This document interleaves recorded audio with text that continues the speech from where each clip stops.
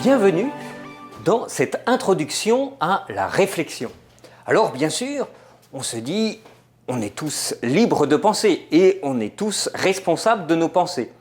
Mais est-ce qu'on pense vraiment? Qu'est-ce que c'est que penser? Comment on construit notre pensée? Comment chacun d'entre nous fait que les idées que nous avons, on est sûr que ce sont vraiment nos idées? Toutes ces questions ne sont pas forcément faciles. Chacun d'entre nous s'interroge, se questionne, se demande si réellement ce sont vraiment ses pensées à lui. Ou alors, est-ce que c'est ma famille? Est-ce que c'est mes collègues de travail? Est-ce que ce sont mes amis qui influencent ma pensée et qui m'amènent là où je ne voudrais pas forcément aller? Comment ma pensée se construit? Cette introduction à la réflexion va nous aider. Elle va nous aider de manière très simple, en donnant des petites astuces, des petits trucs qui sont des moyens de vérifier notre pensée, de la construire, de l'étayer, de voir par exemple si je suis capable de soutenir une idée. On aime bien se dire « je suis libre ».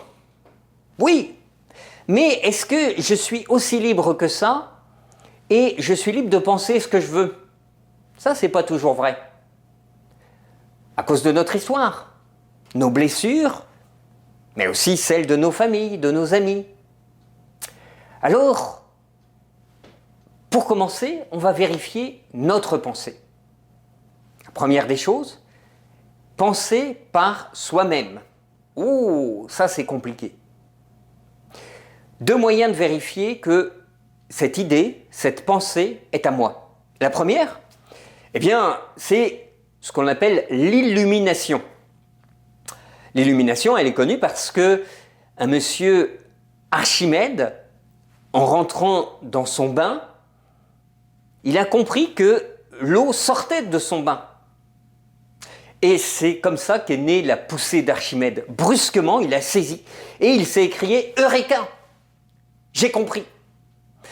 Tellement content, tellement illuminé, il est sorti en criant « Eureka !» dans les rues. Et comme il allait prendre son bain, il était tout nu. Et Eureka est resté très célèbre, non seulement à cause de la poussée d'Archimède, mais par cette illumination qu'il avait eue et qui permet de comprendre que c'est sa pensée. Personne d'autre ne lui a imposé cette pensée. L'illumination. Brusquement, on comprend. Peut-être quelques-uns d'entre vous avaient eu l'illumination sur telle ou telle pensée, tel ou tel projet.